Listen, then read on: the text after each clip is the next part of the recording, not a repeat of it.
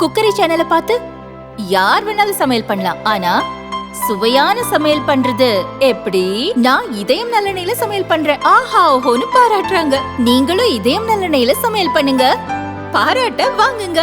தினம் தோறும் வாங்குவே இதயம் இதயம். அனைவருக்கும் வணக்கம். தென் தமிழகம் தொழில், கல்வி, வேலைவாய்ப்புகள், வணிகம், மருத்துவம் உள்ளிட்ட பல்வேறு துறைகளில் இன்னும் மேற்கு மாவட்டங்களுக்கு நிகராகவோ அல்லது சென்னை உள்ளிட்ட வடக்கு மாவட்டங்களுக்கு நிகராகவோ வளர்ச்சி அடையவில்லை. எனவேதான் தென் தமிழகத்தை மையமாக வைத்து தொழிற்சாலைகள் கொண்டு வரப்பட வேண்டும் என்று நாங்கள் ஏறக்குறைய 20 வருடங்களாக வலியுறுத்தி வருகிறோம். குறிப்பாக தூத்துக்குடி மாவட்டம் மற்றும் திருநெல்வேலியில் கங்கைகொண்டான் உள்ளிட்ட பகுதிகளில் அண்மை காலமாக தொழிற்சாலைகள் வர ஆரம்பித்திருக்கின்றன. எந்த நோக்கத்திற்காக இந்த தொழிற்சாலைகள் கொண்டு வரப்பட வேண்டும் என்று நாங்கள் கோரிக்கை வைத்தோமோ அதை நிறைவேற்றுவதாக இல்லை. குறிப்பாக உள்ளூர் மக்களுக்கு வேலைவாய்ப்பை அளிக்க வேண்டும். தூத்துக்குடி மற்றும் திருநெல்வேலி மாவட்டங்களில் பெரும்பாலான பகுதிகள் வறட்சியில் இருக்கின்ற காரணத்தினால் இங்கு இருக்கக்கூடிய இளைஞர்கள் வேலைவாய்ப்புக்காக திருப்பூருக்கும், கோயம்புத்தூருக்கும், சென்னைக்கும், பிற மாநிலங்களுக்கும் இடம்பெயர்கிறார்கள். எனவே அதை தடுத்து நிறுத்தக்கூடிய வகையில் எந்த தொழிற்சாலை துவங்கப்பட்டாலும் அந்த தொழிற்சாலையில் உள்ளூர் மக்களுக்கு வேலைவாய்ப்பு அளிக்க வேண்டும் என்பதுதான் மிக முக்கியமான கோரிக்கை. ஆனால் இப்பொழுது அண்மையில் தூத்துக்குடியில் வின்ஃபாஸ்ட் என்ற கார் தொழிற்சாலை துவங்கப்பட்டது. அதில் 400க்கும் மேற்பட்டவர்கள் டிப்ளமோ படித்தவர்கள் வேலைக்கு எடுக்கப்பட்டிருக்கார்கள். ஆனால் அங்கே உள்ளூரில் வாழக்கூடிய தேவேந்திர சமுதாயத்தை சார்ந்தவர்களுடைய நிலம்தான் பெரும்பாலான நிலம் அந்த கம்பெனிக்கு எடுக்கப்பட்டிருக்கிறது. அவர்களுக்கு அங்கே வேலை வாய்ப்பு அளிக்கப்படவில்லை. அதே போல ஒரிசா ஸ்டீல்ஸ் என்ற ஒரு கம்பெனி புதியமுத்தூருக்கு அருகாமல் இருக்கிறது. அந்த கம்பெனியிலும் சாதாரணமாக துப்புரவு பணிகளுக்கு பயன்படுத்துகிறார்கள், கடினமான சுமை தூக்கக்கூடிய பணிகளுக்கு பயன்படுத்துகிறார்கள் தவிர மிக முக்கியமான இடங்களில் அந்த மக்களுக்கு வேலைவாய்ப்பு அளிக்கப்படவில்லை. இதே நிலைதான் கங்கைகொண்டான் பகுதியிலும் பல தொழிற்சாலைகளில் நிறைவுகின்றன. எனவே தமிழ்நாடு அரசு எந்த நோக்கத்திற்காக தென் தமிழகத்திலே தொழிற்சாலைகளை கொண்டு வர வேண்டும் என்பதற்காக அந்த முயற்சி எடுத்து வருகிறதோ, இந்த தொழிற்சாலைகளில் அந்த விதிகளை கடைபிடிக்காமல் உள்ளூர் மக்களை புறக்கணித்து, குறிப்பாக கட்டடம் கட்டுவதற்கு எல்லாமே இங்கே உள்ளூர்காரர்களை பயன்படுத்தினார்கள். இப்பொழுது தொழிற்சாலைகள் முழுமையாக செயல்படுகின்ற பொழுது ஒரிசாவில் இருக்கக்கூடியவர்கள், பீகார் இருக்கக்கூடியவர்கள், ஆந்திரா இருக்கக்கூடியவர்களுக்கு தான் முன்னுரிமை அளிக்கப்படுகிறதே தவிர இந்த உள்ளூர் மக்களுக்கு வேலைவாய்ப்புகள் இல்லை. அதுமாதிரி குறிப்பாக இன்றுவரையிலும் பட்டியல் பிரிவில் இருக்கக்கூடிய தேவேந்திர மக்கள் பல தொழிற்சாலைகளில் புறக்கணிக்கப்படக்கூடிய சூழ்நிலைகள் இருப்பதாக இந்த தகவல் வருகின்றன. எனவே உள்ளூர் மக்கள் அனைத்து சமுதாயத்தை சார்ந்தவர்களுக்கும் இருக்கணும். அதே போல இன்றுவரையிலும் பெரிய அளவுக்கு வசதி இல்லாமல் இருக்கக்கூடியவர்கள், பொருளாதாரத்தில் முன்னேறாத தேவேந்திர வேளாளர்கள் உட்பட அனைத்து சிறுபான்மை மக்களுக்கும் முன்னுரிமை அளிக்கக்கூடிய வகையில் அந்த தொழிற்சாலைகளில் ஒரு 50% 70% உள்ளூர் மக்களுக்கு ஒதுக்க வேண்டும் என்று வலியுறுத்தி செப்டம்பர் மாதம் 26ஆம் தேதி அன்று முதற்கட்டமாக தூத்துக்குடியில் எனது தலைமையில் ஒரு ஆர்ப்பாட்டத்தை வைத்திருக்கிறோம். அதே போல் அந்த சில பகுதிகளில் அந்த மீன் கழிவுகளை வைத்து சில தொழிற்சாலைகள் எல்லாம் கொண்டு வருவார்கள். அதுபோன்ற தொழிற்சாலைகளை தவிர்த்துட்டு நல்ல சுற்றுப்புற சூழல் பாதுகாக்கக்கூடிய வகையில் இளைஞர்களுக்கு நல்ல வேலைவாய்ப்பு அளிக்கக்கூடிய தொழிற்சாலைகள் கொண்டு வரப்படணும். அதே போல் கங்கைகொண்டான் பகுதியிலும் பல தொழிற்சாலைகள் ஆரம்பத்தில் இந்த மக்களை பயன்படுத்துகிறார்கள். அந்த தொழிற்சாலைகள் வளர்கின்ற பொழுது, முழுமையாக இயங்குகின்ற பொழுது தமிழ்நாட்டை சேர்ந்தவர்கள், திருநெல்வேலியை சேர்ந்தவர்களுக்கு வாய்ப்புகள் குறைவாக இருக்கின்றன. எனவே முதற்கட்டமாக நாங்கள் செப்டம்பர் 26ஆம் தேதி தூத்துக்குடியில் ஆர்ப்பாட்டம் பண்ணுறோம். அதுக்கு அடுத்தபடியாக கங்கைகொண்டான் பகுதியிலும் இந்த மாதிரி வேலை வாய்ப்புகளை உள்ளூர் மக்களுக்கு அளிக்க வேண்டும் என்ற வலியுறுத்தி அடுத்த கட்டமாக திருநெல்வேலியில் நடைபெறும். நான் தொடர்ந்து கடந்த 5 மாத காலமாக தென் மற்றும் தமிழ்நாட்டினுடைய பெரும்பாலான பகுதிகளில் சுற்றுப்பயணம் மேற்கொண்டு வருகிறேன். அதில் கிராமங்களில் பல கிராமங்களில் இன்னும் குடிநீர் வந்து மக்கள் வந்து விலைக்கு வாங்க வேண்டிய சூழ்நிலை இருக்கிறது. மத்திய அரசனுடைய ஜல்ஜீவன் திட்டம் என்ன ஆயிட்டு என்று தெரியல. அதை ஏன் செயல்படுத்தாமல் இருக்கிறது? பல கிராமங்களில் வந்து வெறுமனே இயந்திரத்தனமாக குழாய்கள் பதிக்கப்பட்டிருக்கிறத தவிர அதிலிருந்து ஒரு வீட்டுக்கு கூட தண்ணீர் வருவதாக தெரியவில்லை. எனவே அந்த திட்டத்தை வந்து முழுமையாக செயல்படுத்தணும். கிராம மக்கள் வந்து இந்த காலத்திலையும் போய் விலைக்கு வாங்கி குடிக்கக்கூடிய அவல்நிலைக்கு தள்ளக்கூடாது. மேலும் இந்த 100 நாள் வேலை என்பது மிக மிக முக்கியமாக கிராமப்புறத்தில் இருக்கக்கூடிய மக்கள், அதுவும் வந்து தென் தமிழகத்தில் பெரிய அளவுக்கான தொழிற்சாலைகள் இல்லாத நிலையிலும் வேளாண்மையும் பெரிய அளவுக்கு இல்லாத சூழலில் அவர்களுக்கு இருக்கக்கூடிய ஒரு வாழ்வாதாரத்துக்கான மிக முக்கியமானது ஒரு 100 நாள் வேலை. ஆனால் அந்த 100 நாள் வேலை இப்பொழுது வந்து வந்து செப்டம்பர் மாதத்தில் இருக்கிறோம். ஆனால் 75-80% வேலை முடிந்து விட்டதாக சொல்லுகிறார்கள். ஆனால் கடந்த 6 மாத காலத்துக்கு மேலாக பெரும்பாலான கிராமங்களில் ஒரு மாதத்திற்கு 4 நாட்கள் 5 நாட்கள் கூட வேலை வாய்ப்புகள் கொடுக்கல. அப்போ இது எங்கேயோ ஒரு இடத்தில் ஒரு மோசடி, இந்த 100 நாள் வேலையில மோசடி நடக்கிறதாக தெரியுதுங்க. அதனால இது என்ன, எத்தனை நாள் வேலை கொடுத்தார்கள், ஏன் வந்து இந்த கடந்த ஆண்டு எல்லாம் இல்லாத ஒரு புகார் வந்து இந்த ஆண்டு வருகிறது, அந்த 100 நாள் வேலை திட்டம் ஏன் முறையாக செயல்படாமல் முடக்கி போடப்பட்டிருக்கிறது, இல்லை வேறு ஏதாவது ஊழல் நடக்கிறதா என்பது குறித்து மத்திய அரசு ஒரு குழுவை அனுப்பி தமிழ்நாட்டில் ஆய்வு செய்ய வேண்டும் என்று நான் வலியுறுத்துகிறேன். விஜய் வந்து இப்போ முதல் கட்டமா வந்து திருச்சியில வந்து தேர்தல் பிரச்சாரத்தை தொடங்கியிருக்காரு. சரிங்க. இது வந்து யாருக்காவது நெருக்கடி கொடுக்குற மாதிரி இருக்கா, இல்ல அவங்க எங்களுடைய பவர் இவ்வளவு இருக்கு, நாங்க இப்படி இருக்கோம் அப்படிங்கிற மாதிரி கூட்டணி கட்சிகளை ஈர்க்கிற மாதிரி ஒரு ஐடியால அவர் செயல்பட்டு இருக்காங்க? அதாவது எந்த ஒரு நல்ல அரசியல் கட்சியும் வந்து மற்றவர்களுக்கு நெருக்கடி கொடுக்கப்பட வேண்டும் என்று செயல்பட மாட்டார்கள். அந்த வகையில விஜயும் அவர்கள் வந்து இன்னொரு அரசியல் கட்சிக்கோ யாருக்கும் நெருக்கடி கொடுக்க வேண்டும் என்ற உணர்வோடு செயல்படுவதற்குண்டான எந்த வாய்ப்பும் இல்லை. அவர் தமிழகத்தில் தன்னை முன்னிறுத்துவதற்காக அல்லது ஒரு மாற்றத்தை கொண்டு வருவதற்காக அவர் செயல்படுவதாகவே தெரிகிறது. அவருக்கு கூடுகிற கூட்டத்தை எப்படி பாக்குறீங்க? அது ஒரு பார்வையாளர்களாக அல்லது ரசிகர்களாக வரக்கூடிய கூட்டம் நினைக்கிறீங்களா, இல்லது அது வாக்குகளாக மாறுங்கிற ஒரு? அதாவது கடந்த 1967க்கு பிறகு தமிழ்நாட்டில் 2 கட்சிகள் மட்டுமே மாறி மாறி ஆட்சியில் இருக்கின்றன.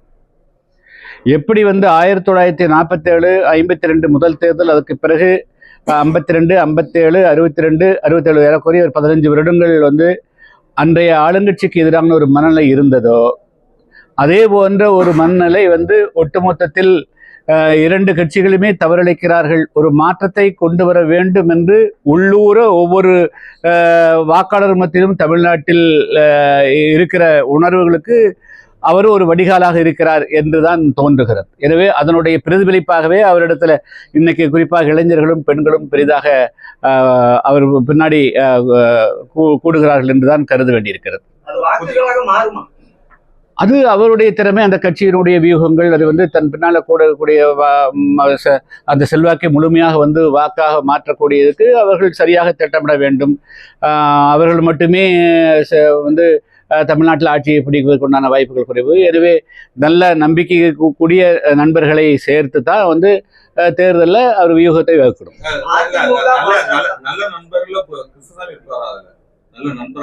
அது 2020 கடந்த காலங்களை விட இந்துத்துவ கொள்கையை நோக்கி சென்ற கிருஷ்ணசாமி குறிப்பா செல்லக்கூடிய புதிய தமிழக கட்சி போல உங்களோட அதாவது இல்ல நான் என்னைக்குமே இந்துத்துவாவுக்கும் இல்லை, திராவிடத்துக்கும் இல்லை.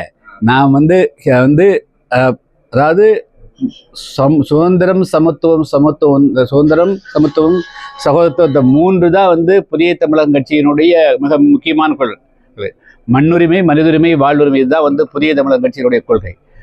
இதுதான் அடிப்படை புதிய தமிழகம் கட்சியினுடைய கொள்கையை தவிர, இன்னும் சொல்லப்போனால் பொருளாதார சமத்துவம், சமூக சமத்துவம், அரசியலில் அதிகாரத்தில் பங்கு, இதுதான் நோக்கித்தான் புதிய தமிழகம் கட்சி பயணித்திருக்குதுங்க.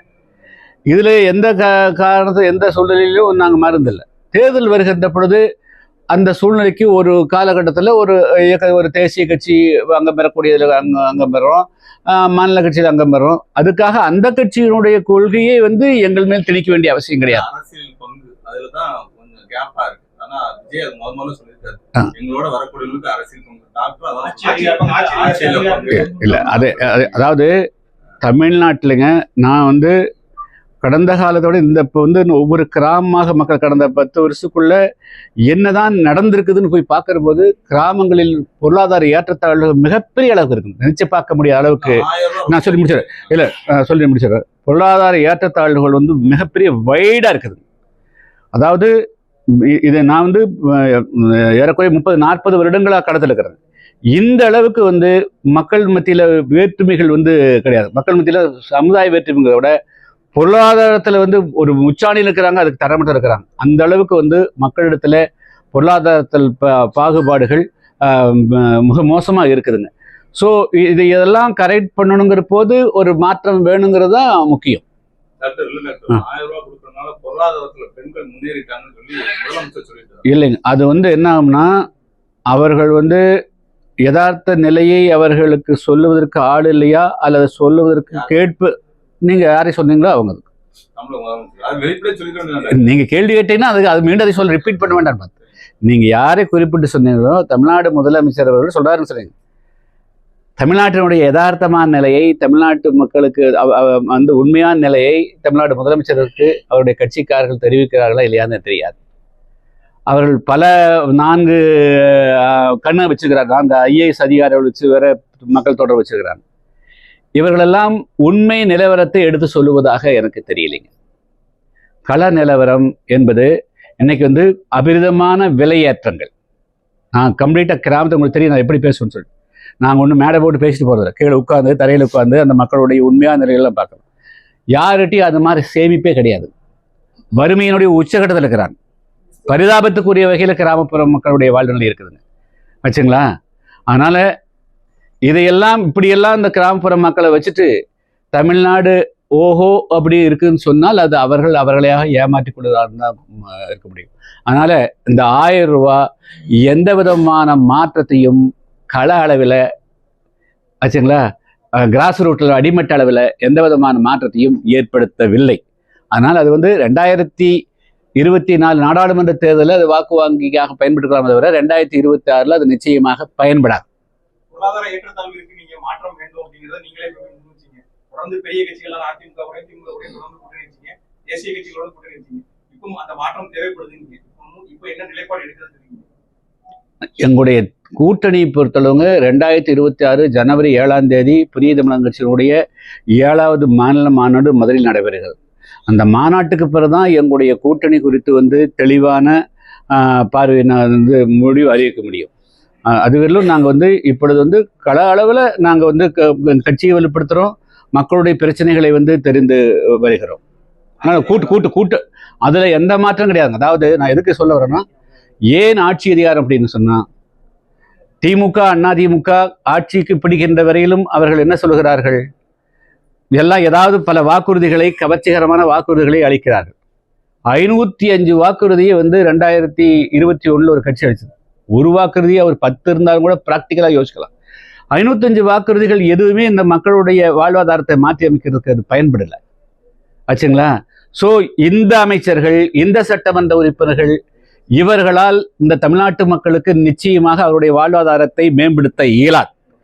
எனவே எங்களை போன்றவர்கள் ஆட்சி அதிகாரத்தில் பங்கு பெற்றால் மட்டும்தான் அடித்தள மக்களுடைய வாழ்வாதாரத்தில் ஒரு மாற்றம் வரும். அதனால ஆட்சியில் பங்கு என்பதில் மிகப்பெரிய அது வந்து வெறும் வெற்று கோஷம் கிடையாது. தமிழ்நாட்டில் ஏதாவது வந்து ஏழை மக்களுக்கு, எளிய மக்களுக்கு, விளிம்புநிலை மக்களுக்கு ஏதாவது ஒரு முன்னேற்றம் வேண்டும் என்று சொன்னால் நாங்கள்லாம் அதுக்குள்ள ஆட்சி அதிகாரத்தில் இருந்தால் தான் அது நடக்கும். இல்ல, பெரும்பாலான வாக்குறுதிகள் நிறைவேற்றப்பட்டதா நிதித்துறை அமைச்சரும் சொல்லியிருக்காரு, துணை முதலமைச்சரும் சொல்லியிருக்காரு. சிறிய அளவுல நீங்க ஆனா எதுவுமே நிறைவேற்றாத மாதிரி பெரும்பாலும் நிறைவேற்றப்படலாம். அதான் சொல்றேங்க. அதாவது வந்து சிறப்பு வாக்கு சேர்ப்பு SIR இருக்கிறீங்களா, அதை எதுக்குறாங்க. அதாவது என்னன்னா, தவறான வந்து வாக்காளர் சேர்க்கக்கூடாது, நீக்கக்கூடாது அப்படின்னு சொல்லிட்டு. நான் சொல்றேன், நீங்க வாக்காளர் சேர்க்கிறது தப்பா, அதாவது அதிகமான வாக்காளர் சேர்க்கிறது தப்பு, நீக்கிறது தப்பு, அதுல மோசடி நடக்கூடாது. அதே போல 2026 ஒரு பைசா கூட வாக்காளர்களுக்கு வந்து பணம் கொடுக்க மாட்டோம் என்ற உறுதியை அது அளிக்கணுமில்ல, இன்னைக்கு ரூலிங் பார்ட்டி கொடுக்கணுமில்ல. அப்படி கொடுத்து அவங்க வந்து மக்கள் மத்தியில போனாதான் உண்மையான நிலை என்ன என்பதை அவர்கள் தெரிந்து கொள்ள முடியும். அதாவது எந்த விதமான எதுவுமே மூவிங் ஆஃப் த வாக்காளர்களை வந்து மீட்டிங் கூப்பிடுறதுக்கு காசு கொடுக்கக்கூடாது, வாக்காளருக்கு காசு கொடுக்கக்கூடாது, எதுவுமே இல்லாமல் யதார்த்தமாக இவங்க போய் இன்னைக்கு இருக்கிற சட்டமன்ற உறுப்பினர்களும் அமைச்சர்களும் ஒரு கிராமத்துக்குள்ள சும்மா போயிட்டு அவங்க வேட்டி சட்டையோட வந்துட்டாலே பெரிய விஷயம். வேட்டி சட்டையோட அவங்க அப்படியே வந்துட்டாலே பெரிய விஷயம். வேட்டி சட்டையோட வந்துட்டா பெரிய விஷயம்.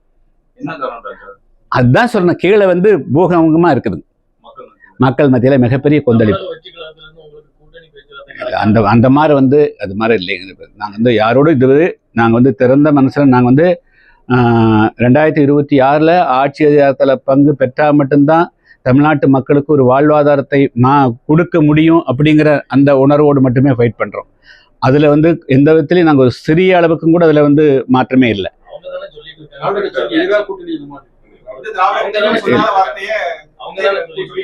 எப்படிங்க? இல்லை, அது வந்து கூட்டணி ஆட்சியில் பங்கு என்பது 2026 தமிழ்நாட்டோட அரசியல் களம். அதுதான் தமிழ்நாட்டினுடைய அரசியல் களம் 2026 கூட்டணி ஆட்சிங்கிறது தான் நிற்குங்க. என்ன தமிழகம் வந்து இந்தியாவுடைய ஒரு பகுதி தான் இருக்குது. அண்டை மாநிலமான கேரளாவில் சாத்தியமாக இருக்குது, ஆந்திராவில் சாத்தியமாகுது, கர்நாடகத்தில் சாத்தியமாகுது, மகாராஷ்டிராவில் சாத்தியமாகுது, ஒரிசாவில் சாத்தியமாகுது, எல்லா இடத்துலையும் இந்தியா ஃபுல்லாக சாத்தியமாகுது. தமிழ்நாடு இந்தியாவோட இல்லையா? எப்படிங்க? இல்ல, நாங்களே வந்து இன்னும் அதுக்குண்டான எந்த விதமான சமீட்சையும் காட்டல. நாங்க வந்து கூட்டணியை பத்தி பேசுறதுக்கு இப்போ இல்லை. நாங்களும் முயற்சி எடுக்கல. அதுக்குண்டா 2026 ஜனவரிக்கு பிறகுதான் நாங்கள் கூட்டணியை பற்றியே நாங்கள் வந்து அதுக்குண்டான முயற்சி எடுப்போம். நாங்க தொடர்ந்து அதை விட அதுக்கு முன்னாடி இல்ல அது எல்லாம் தெரியலைங்க. அது அவசியம், அதுக்குண்டான அவசியமா இருக்குமா தெரியும்.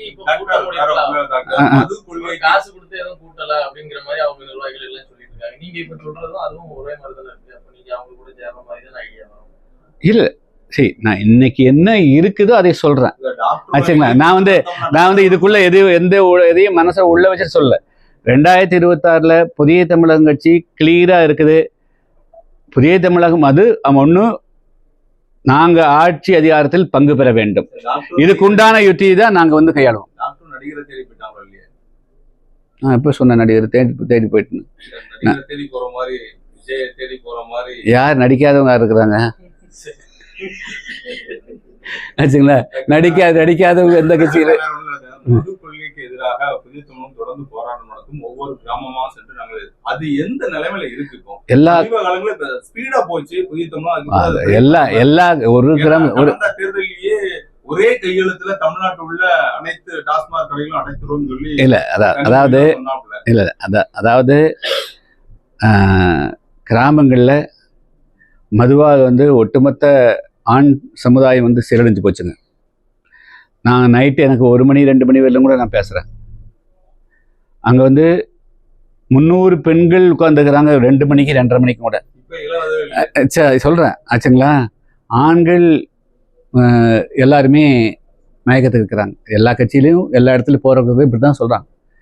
ஸோ ஒரு சமுதாயத்தை வந்து சீர்திருத்தி அந்த சமுதாயத்தை முன்னேற்றுவதற்கு பதிலாக மதுவை கொடுத்து அந்த சமுதாயத்தை வந்து மோரார்லெஸ் வந்து அழிக்கிற நிலைக்கு போயிட்டாங்க.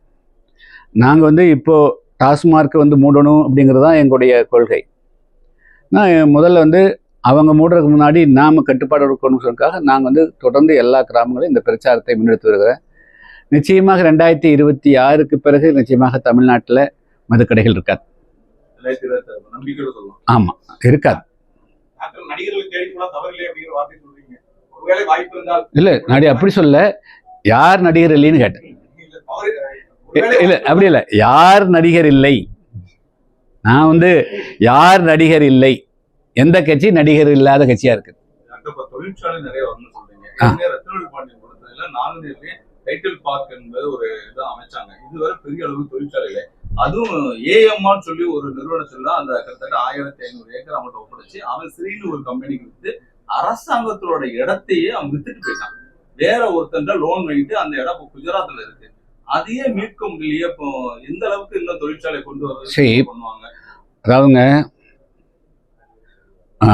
ஒரு நாட்டில் வந்து ஒரு அடிப்படை பொருளாதார மாற்றம் நடக்கணும்னா நிலச்சீர்திருத்தம் நடக்கணுங்க. எல்லாருமே கம்யூனிஸ்ட் கட்சிகள் நிலச்சீர்திருத்தம் பேசியிருக்குது, எல்லாருமே பேசிக்கிறாங்க, திராவிட கட்சிகள் பேசினாங்க. இந்த நிலச்சீர்திருத்தத்திலிருந்து திராவிட கட்சிகள் விலகி போனது தான் இன்னைக்கு தமிழ்நாட்டுக்கு வந்து இவ்வளவு தூரத்துக்கு பொருளாதார ஏற்றத்தாழ்வுகள் அதிகரிக்க காரணம். பல்லாயிரக்கணக்கான ஏக்கர் நிலங்களை கார்பரேட் நிறுவனங்களே வாங்கி குவிச்சிருக்கிறாங்க. ஆனால் சாதாரண ஏழை எளிய மக்களுக்கு 3 சென்ட் வீட்டு மனை கூட கிடையாது. நான் ஒரு இடத்துல போய் மதுரையில் இருந்து சோழவந்தான் தொகுதியில் போயிருந்தேங்க, வாடிப்பட்டி பக்கத்தில் கிராமத்தில். மொத்தம் 3 சென்ட்டுங்க, அதில் 12 குடும்பம் இருக்குதுங்க. இன்னைக்கு வரையும் அதுக்கு பட்டா கொடுக்கல. ஸோ 3 சென்ட் வீட்டு மனை கூட இந்தியாவினுடைய குடிமக்களுக்கு, தமிழ்நாட்டோட தமிழர்னு சொல்லக்கூடிய மக்களுக்கு வந்து சொந்த நிலனுக்கு கொடுக்கல. ஆனால் வந்து ஒவ்வொரு கார்பரேட்டில் இருக்கக்கூடியவர்களும் 5000 ஏக்கர் 10,000 ஏக்கர் எல்லாமே பினாமியில் தமிழ்நாட்டுடைய அனைத்து நிலங்களும் வாங்கி குவிக்கப்பட்டிருக்குது. இதுக்கெல்லாம் தீர்வு வேணுங்கிறதுக்காக தான் நாங்கள் வந்து ஆட்சியுள்ள அதிகாரத்துக்குள்ள அங்கே வேணும்னு கேட்குறோம். மக்கள் எப்படிங்க எல்லாமே இன்னைக்கு வந்து கார்பரேட் கம்பெனி வர்றாங்க, வந்தோடனே சோலார் ஸ்டார்ட் பண்ணுறான், சொன்னோம்னா 5000 ஏக்கர் 2000 ஏக்கர் 3000 ஏக்கர் பண்ணுறாங்க. மாட்டு விவசாயம் வேணுங்கிறவங்க 2000 ஏக்கரா வந்து வெறும் மின்சாரம் மட்டும் வந்தால் போதுமா? உலகத்துடைய எந்த பகுதியிலையும் தரைப்பகுதியில் வந்து மின்சாரத்தை இப்படி எடுக்கிற நாடே கிடையாது.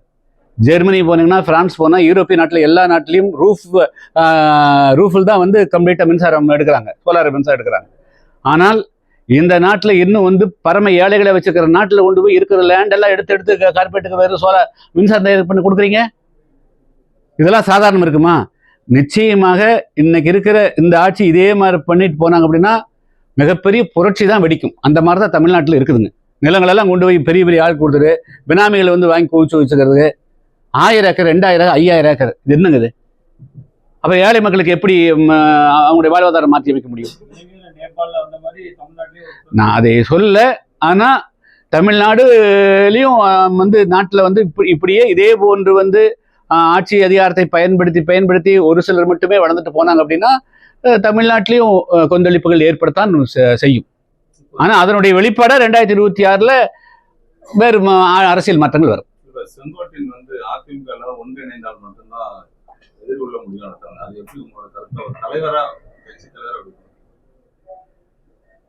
என்ன அவங்க வந்து அவங்க பிரச்சனையை அவங்களா பேசி முடிக்கிட்டு, நம்ம அது தலையிட வேண்டாம். இல்லை, அவங்க பிரச்சனைகள் அது அவங்க ஒரு குடும்ப பிரச்சனை, அது அவங்களா பேசி முடிக்கிட்டு. அவங்க பேசி முடிக்கட்டும்.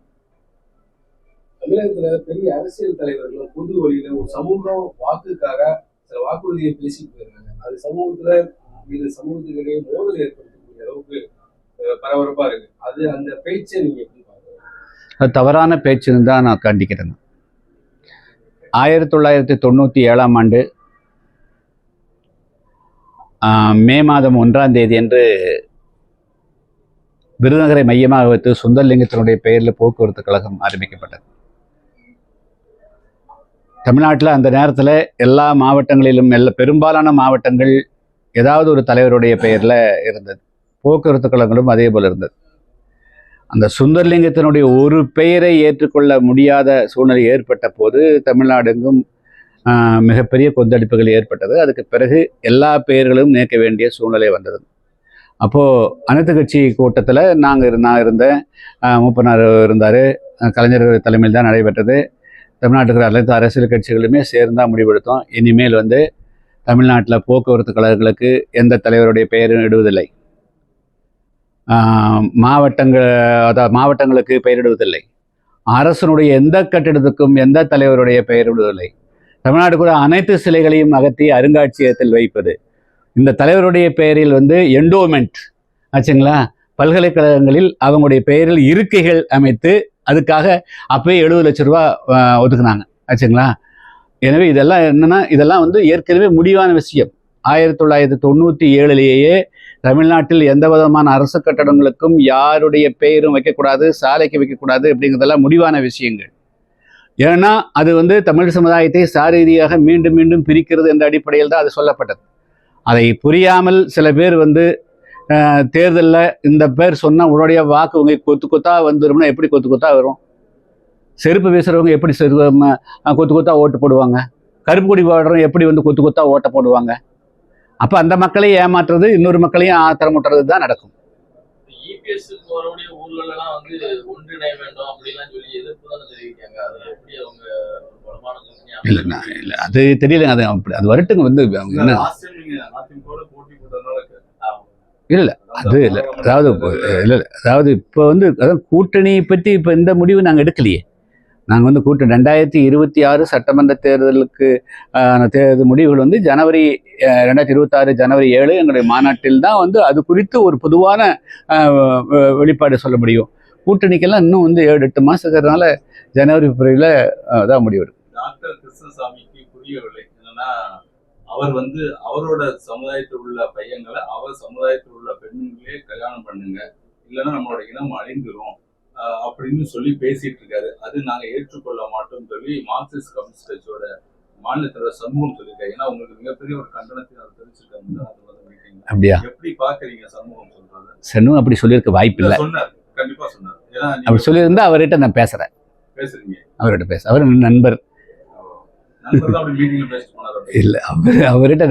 அவர்கிட்ட கடந்த 15 நாளைக்கு கூட அவர் பேசிக்கிறேன், அவர் பாராட்டி பேசிக்கிறேன். அதனால் அவருடைய என்னுடைய நண்பர் இருக்கக்கூடிய அந்த பகுதியில் கூடிய நண்பர். வேணும் இப்போ வேணாலும் ஃபோனில் பேசுகிறேன். அவர் இப்படி பேசியிருக்க மாட்டாரு. பேசியிருந்தா என்ன இப்படி பேசுறதுக்காக என்னோட அலுவலகம் திறந்து இருக்கும், யாருனாலும் ஜாதி மருத்துவ திருமணத்தை வச்சு பண்ணிக்கலாம். டாக்டர் சொன்னதாகவும் அதுக்கப்புறம் சொன்னார். இல்லை அவரு அதான் சொல்றாரு, அவர் அப்படி பேசியிருக்க மாட்டாரு. சரிப்பா. இது மதுக்கு ஏதாவது பண்ண போயிடலாம். இல்ல எல்லாருமே போராட்டத்துக்கு வந்தாங்க. பழைய ஓய்வூதியத்திலிருந்து அரசு ஊழியர்கள் வெளியே வந்தாச்சு, ஆசிரியர்கள் போராட்டம் பண்ணிட்டு இருக்காங்க. இந்த பாருங்க உங்களுக்கு பக்கத்துல 27 நாள் ஆச்சு. எல்லாம் வயசான ஆட்கள், ரிட்டையர்டான அரசு போக்குவரத்து கழக இந்த கொழுத்து வெளியில உட்காந்துட்டு இருக்காங்க. குறிப்பா அந்த மதுவுக்கு ஏதாவது ஒண்ணு அறிக்கை மாதிரி கொடுத்து ஏதாவது ஒண்ணு பண்ணீங்கன்னா ஆட்டோமேட்டிக்கா போற போக்குல முதலமைச்சர் ஒரு கையெழுத்து போட்டு விட்டு போனாலும் மக்களுக்கு சந்தோஷம் தானே. ஏன் நாங்க வந்து போடுறோம்? ஏன்னா இப்ப என்ன இல்ல நீங்க ஏன் நாங்க வந்து போடுறது இல்ல, இப்ப தாலிக்கு தங்கம் வருது, பாதி டெண்டர் விட்டாங்க. தாலிக்கு தங்கம் செல்வராஜே கொஞ்சம் பொறுமையா இருங்க. நாங்க வந்து கையெழுத்து போடுறோம், கொஞ்சம் பொறுமையா இருங்க. ஒரே கையெழுத்துல போட்டு ஒரே நாள் போட்டுறோம். ஒரே நாள் அதுக்கு உண்டான சான்ஸ் கிரியேட் பண்ணுங்க. டாக்டர் வந்தா எங்களுக்கு ஒரு நாள் கையெழுத்துல சந்தோஷம் தானே. டாக்டர் கண்டிப்பா போட நம்பிக்கை இருக்கு. வந்தா எது நடக்குதோ இல்லையோ மது விலக்கு ஒழிக்கிறதுல